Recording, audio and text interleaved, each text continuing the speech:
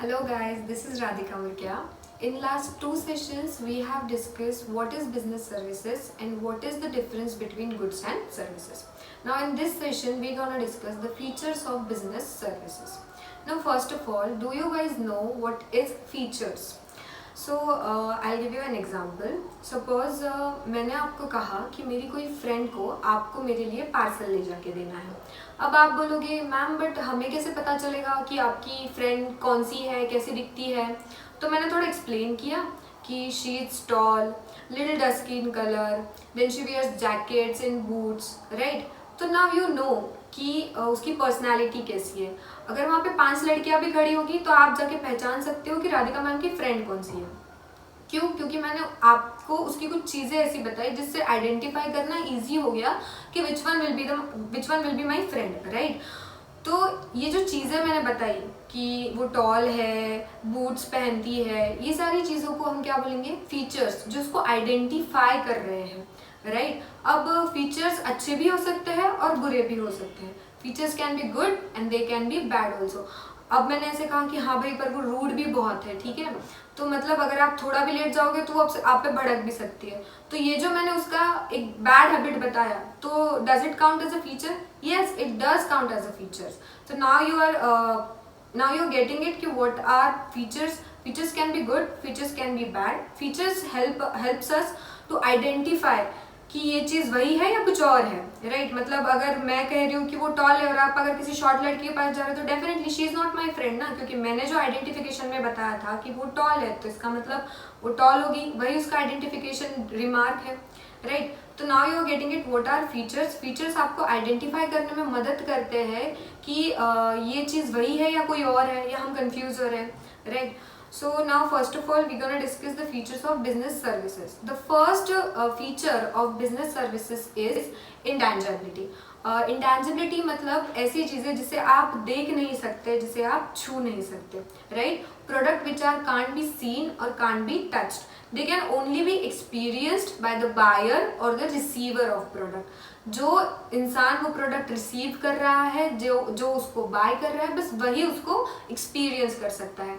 जैसे कि अगर मैं आपको पढ़ा रही हूँ तो ये दिख रहा है क्या कि हाँ ऐसे ऐसे वर्ड्स निकल रहे हैं? नहीं, ये दिख नहीं रहा है, बट आपको पता है क्योंकि आप मुझसे नॉलेज ले रहे हो, आप सामने बैठ के ये पढ़ रहे हो, तो आप ये एक्सपीरियंस कर रहे हो कि हाँ नॉलेज आ रहा है, समझ में आ रहा है या फिर सुनाई दे रहा है, what ever it may be. तो इससे क्या कहेंगे हम? Intangible service. दिख तो नहीं रही है, सामने टीचर है, सही है, लेकिन वो सर्विस थोड़ी है, वो जो पढ़ा रहा है वो सर्विस है ना. तो services can't be touched, they can't be seen, they are intangible in nature. They can only be experienced by buyer or the receiver of the product. Get it? Like for example love. अभी जिन लोगों को प्यार होता है, जो लोग प्यार में होते हैं, they can see it, they can feel it, right? अगर हम उनको पूछते कहाँ पे, तो दिखा थोड़ी सकते हैं ना वो. It can't be touched, it can't be seen, but they can feel it. People who are in love, they can feel it for sure. So that's why we call it business services are intangible. Services is equal to love. ऐसे पकड़ के चलो, तुमको बहुत अच्छे से समझ में आएगा, ठीक है. Now the second feature of business services is inconsistency, ठीक है. इनकंसिस्टेंसी मतलब देखिए, अगर कोई टीचर आपको आज पढ़ा रहा है, ठीक है, अब ऐसा है कि ये जो सेम टॉपिक है मैं आज अच्छा पढ़ा रही हूँ, शायद मे बी ऐसा हो जाए हफ्ते भर के बाद अगर आप मेरे को ये पढ़ाने बोलो तो थोड़ा बहुत बुरा भी पढ़ाया जा सकता है, या फिर शायद इसे बहुत बेहतरीन भी पढ़ाया जा सकता है. Anything can be happen. At the end of the day जो सर्विस दे रहा है वो एक ह्यूमन है, तो ह्यूमन से कम ज्यादा हो ही सकता है. जरूरी नहीं है ना कि मतलब जैसे मैगी का पैकेट जो एक साइज में आ रहा है तो सब एक ही साइज में आएगा. सर्विसेज वैसे नहीं होती, वो इनकंसिस्टेंट होती है. अगर आप कोई होटल में जाते हो, और एक एग्जांपल लेते हैं, आपका दोस्त वो होटल में गया, उसने आपको रिव्यू दिया, अरे बहुत बढ़िया फूड क्वालिटी है, बहुत बढ़िया है एम्बियंस, ये वो ऐसा वैसा, उसको सर्विस बहुत अच्छी मिली वहां से. बट जब आप गए तो आपको सेम एक्सपीरियंस नहीं आया. तो why the experience was changed? क्योंकि वहां पे एक ह्यूमन आपको सर्विस दे रहा है ना. जरूरी नहीं है कि हर बार वो सेम ही रहे, हर बार कंसिस्टेंसी सेम बनी रहे. So services are heterogeneous in nature. They can't be standardized कि ऐसी ही सर्विस होनी चाहिए, हर बार सेम ही होनी चाहिए, ऐसा नहीं होता है. Services are inconsistent in nature. The third important feature of services is inseparability. तो services can't be separable from the service provider. Service और service provider go in hand, ऐसा है उनका, ठीक है ना। वो आप उनको सेपरेट नहीं कर सकते हो। जैसे कि अगर आप कोई सीए के पास जाते हो कोई कंसल्टेंसी के लिए, ठीक है, अब आप वहाँ पे गए, आपने इतनी सारी फीस पे करी, आप अंदर ऑफिस में जाके देखते हो तो सीए ही नहीं है वहाँ पे एक टेप रिकॉर्डर लगा रखा है, वो मतलब दिए जा रहा है सर्विसेज, मतलब एडवाइस दिए जा रहा है। अब आपको चाहिए फाइनेंस के बारे में एडवाइस, वो दे रहा है टैक्स के बारे में, ऐसे थोड़ी चलेगा ना। सीए वहाँ पे बैठा हुआ रहेगा तो आप बता सकते हो बिजनेस में क्या प्रॉब्लम है क्या नहीं है, उस हिसाब से वो आपको एडवाइस देगा, सही बात है। तो व्हेन सर्विस इज रिसीव्ड उस टाइम पे सर्विस प्रोवाइडर भी वहीं पे होना चाहिए। ऐसा नहीं चलता है कि सर्विस अलग चल रही है और सर्विस प्रोवाइडर अलग, they can't be separable, they are inseparable, ठीक है ना, they can't be separate. Okay, तो this is what we call inseparability, services can't be inseparable, ठीक है। Then the fourth one is perishability. Perishability मतलब fruits वगैरह जो पेरिशेबल इन नेचर होते हैं, जल्दी खराब हो जाते हैं ना, तो सर्विसेज खराब तो नहीं होती है but you can store them for sure. Like store them मतलब जैसे कि मैंने अगर कोई बुक्स ली है, ठीक है, तो अब मेरी मर्जी है, मैं उनको आज पढूं, कल पढूं, महीने भर बाद पढूं, साल भर बाद पढूं, it's all up to me, क्योंकि वो गुड्स है ना, मैंने खरीद ली, अब मेरे पे डिपेंड करता है मेरे को पढ़ना कब है उसको, ठीक है, या फिर कितनी बार पढ़ना है ये भी। लेकिन वही अगर आप पकड़ लो, मेरे को आज रात को ट्रेन से कहीं जाना था तो मैंने टिकट खरीदी, लेकिन मैं क्या कह रही हूँ, चलो अब आज नहीं जाते, कल या फिर परसों चले जाएंगे, ऐसा चलता है क्या? नहीं, मैंने बोला नहीं, अब वो ट्रेन वालों के पास है तो मैंने खरीद लिया, अब मेरी मर्जी, मैं सर्विस कभी भी अवेल करूँ, ऐसा थोड़ी होता है ना। You have to use that service in specified time. उसको आप स्टोर करके थोड़ी रख सकते हो, स्टोर करोगे तो वेस्ट चला जाएगा, डेफिनेट सी बात है। तो you can't store services, you just can't store them, you have to. अगर आपको कल जाना है, आपको कल का अलग टिकट लेना पड़ेगा, सही है। आज जाना है, आज लिया, आज जो टिकट लिया है उस पर आज ही जाना पड़ेगा। सर्विसेज कांट बी स्टोर्ड, ठीक है। Now the fourth one is consumer participation. Consumer participation मतलब जब भी कोई सर्विस दी जा रही है वहां पे कंज्यूमर होना जरूरी है। टीचर का ही एग्जाम्पल कंटिन्यू करते हैं। मैं हॉल में हूँ जहाँ पे बच्चे होने चाहिए, मैं होनी चाहिए, पढ़ाना लिखाना होना चाहिए, और वहाँ पे बात ऐसी है, मैं बस पढ़ाई जा रही हूँ, सामने एक भी स्टूडेंट नहीं है और ना ही कैमरा है, ठीक है, बस मैं पढ़ाई जा रही हूँ दीवारों को, बेंचेस को। तुम बताओ ये सर्विस का कुछ फायदा हुआ? कुछ भी फायदा नहीं हुआ ना, ऑब्वियस सी बात है, वेस्ट हो गया, ये तो मेरा टाइम वेस्ट हो गया, मेरी एनर्जी वेस्ट हो गई, क्योंकि वहां कोई बच्चा ही नहीं है वो सर्विस को कंज्यूम करने के लिए, सही बात है। कंज्यूमर पार्टिसिपेशन के लिए कंज्यूमर वहां पे चाहिए। सर्विसेज कभी भी अकेले में, मैं अकेली केस क्या करूंगी ना, सर्विस देके, डॉक्टर बैठा है अकेले ही, मतलब एडवाइसेस दिए जा रहा है, ये ठंडा मत खाइएगा, आप ठंडे पानी से मत नहाइएगा, किसको बोल रहा है? बेंचेस, उसके सामने के चेयर्स को बोल रहा है। चलता है क्या? ऐसा नहीं चलता है ना। डेफिनेटली जिसको, मतलब जो पेशेंट है वो वहीं पे चाहिए वो टाइम पे, बिकॉज सर्विसेज जब भी आप लेते हो, मतलब सर्विसेज आप जब भी देते हो तो कंज्यूमर का पार्टिसिपेशन जरूरी है। And it goes vice versa.